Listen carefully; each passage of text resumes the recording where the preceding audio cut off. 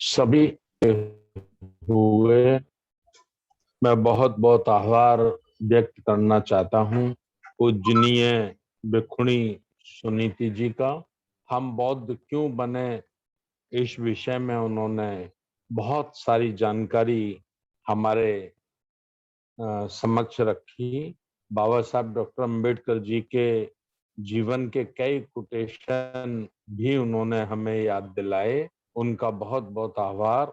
और चूंकि ये कार्यक्रम 22 जुलाई तक निरंतर चलना है, प्रत्येक दिन शाम को 7 बजे एक नए विषय के साथ हमारी पूज्य भिक्षुणी सुनीति जी, हमारी पूज्य भिक्षुणी विजय मैत्री जी आपके समक्ष धम्म चर्चा करेंगी। तो उसमें हम सबको भाग लेना है।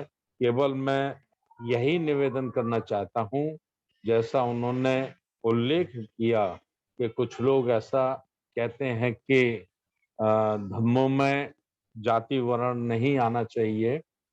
तो मैं निवेदन करना चाहता हूँ कि बुद्ध धम्म में निश्चित रूप से जाति के लिए कोई स्थान नहीं है, किसी वर्ण के लिए कोई स्थान नहीं है। लेकिन हम भारत की मूल व्यवस्थाओं की ओर जब ध्यान आकर्षित करते हैं और देखते हैं, और दूसरे देशों में जब हम ध्यान आकर्षित करते हैं और देखते हैं, तो हम इस नतीजे पर पहुंचते हैं कि दूसरे देशों में ये देखकर फैसला किया जाता है कि कौन व्यक्ति नैतिक चरित्रवान है, कौन व्यक्ति अनैतिक चरित्रवान है, कौन व्यक्ति दया, मैत्री, करुणा को स्वीकार करता है, और कौन व्यक्ति हिंसा, व्यभिचार, चोरी, झूठ बोलना आदि को स्वीकार करता है, उसके प्रति अपना आचरण करता है। तो ये सोचकर, ये देखकर, नैतिकता देखकर, चरित्र देखकर, उसका जीवन का तप, त्याग, तपस्या देखकर उसको आदर सम्मान दिया जाता है। लेकिन भारत में ऐसा कतई नहीं है। भारत में यदि एक वाल्मीकि समाज से, कोली समाज से, या जो जातियां बनाई गई हैं जिन्हें निम्न उपेक्षित जातियां कहा जाता है, उस समाज से संबंध रखने वाला चाहे जितना बड़ा बुद्धिमान हो, चाहे जितना बड़ा विद्वान हो, चाहे जितना चरित्रवान हो, चाहे जितना नैतिक हो, चाहे जितना तपस्वी, त्यागी, चाहे जितनी दुनिया की अच्छाइयां उस व्यक्ति में हो, उसके बावजूद भी वर्ण व्यवस्था में ऊपर की श्रेणी में आने वाले लोग कभी भी उस व्यक्ति को अपना गुरु स्वीकार नहीं करते हैं, कभी भी उसे अपना आदर्श स्वीकार नहीं करते हैं, कभी भी उसके प्रति आदर और सम्मान प्रदर्शित नहीं करते हैं। इसलिए अन्य देश, Thailand, Japan, China, Burma, Sri Lanka आदि की हम बात करते हैं, तो वहां वहां व्यक्ति का सम्मान, व्यक्ति की इज्जत, व्यक्ति को जो सम्मान मिलता है या उसको जो उपाधियां मिलती हैं, वो उसकी नैतिक जीवन को, उसके चरित्र को, उसके ज्ञान को, उसकी तप और तपस्या को देखते हुए मिलती हैं। और भारत में जस्ट ये उल्टा है। भारत में जो चाहे ना पढ़ा लिखा हो, चाहे जितना कुकर्मी हो, चाहे जितना अधर्मी हो, चाहे जितना पाप के सागर में डूबा हो, यदि वो उनकी व्यवस्थाओं के अनुसार उच्च वर्ण में आता है, बड़ी श्रेणी में आता है, तो उसको इतने अवगुण होने के बाद भी, इतने बड़े अवगुण होने के बाद भी सम्मान की दृष्टि से देखा जाता है। इसलिए भारत में हमेशा मानवता को लाने के लिए, अंधविश्वास को खत्म करने के लिए जिन जिन शब्दों के इस्तेमाल करने की जरूरत पड़ेगी, जिन जिन शब्दों के माध्यम से या जिन जिन गाथाओं, कथाओं, उदाहरणों के माध्यम से भारत के 140 करोड़ लोगों को जागृत करना होगा, उनके मन में चेतना पैदा करनी होगी, जो आवश्यक होंगे, जिन्हें हम नहीं चाहते कि हम उन शब्दों को कभी अपने गले में लाएं, लेकिन मजबूरी ये है कि हमें वो व्यवस्था समझाने के लिए कहीं ना कहीं फिर मजबूर होकर उन शब्दों का इस्तेमाल करना पड़ता है।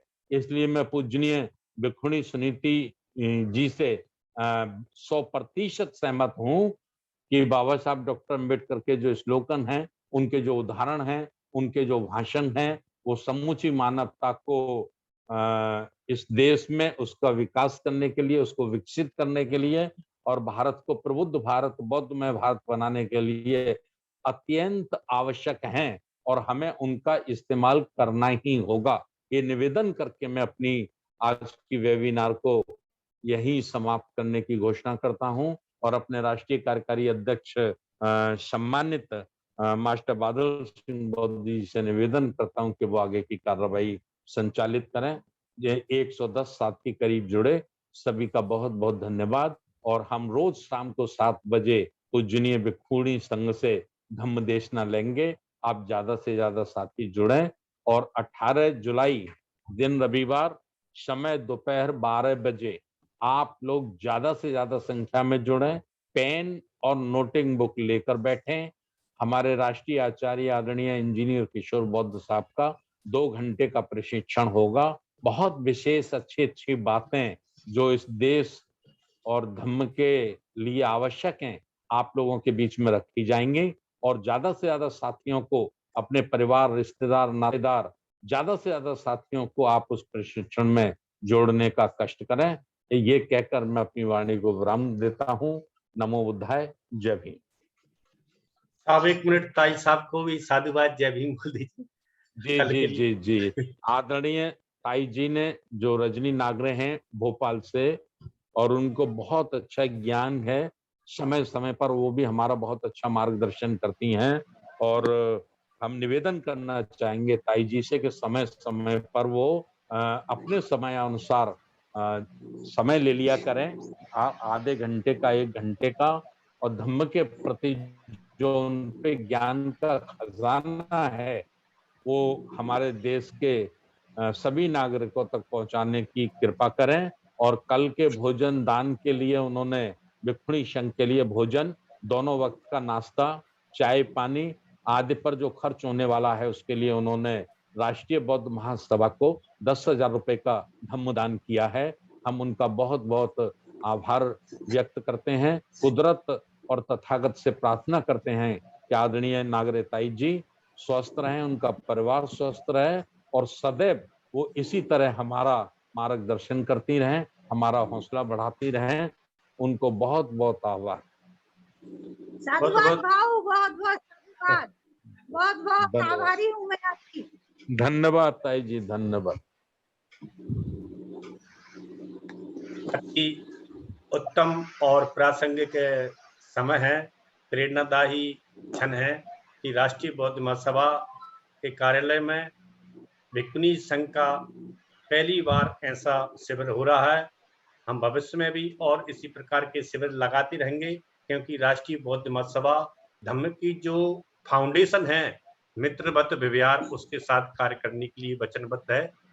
इसी के साथ सभी को मित्रता के साथ हम जो मंगल गाथा है उसके साथ आज के कार्यक्रम को समापन करेंगे। तो सभी साथी अपना माइक खोल सकते हैं, उन्हें अपना माइक खोलने बंद हो जाता है अनुमति देते समय, और हम सभी एक साथ मंगल गाथा बोल के आज के कार्यक्रम को समापन करेंगे। सभी साथी दोनों हाथ जोड़े, शांत चित्त होकर बैठे। सभी साथी हम एक साथ बोलते हैं, नमो सब्बे सुखी हन्तु, सब्बे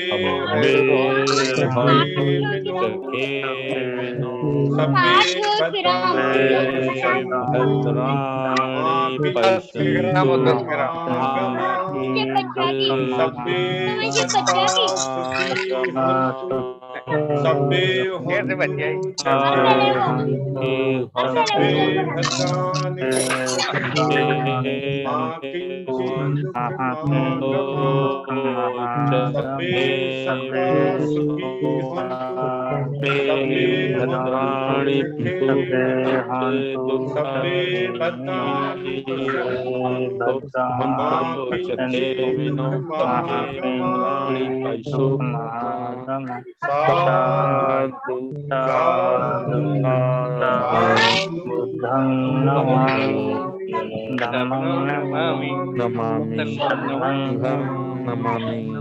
आप सभी के लिए बहुत बहुत साधुवाद, सादर नमस्कार, जय भीम। आज के समापन की घोषणा की जाती है।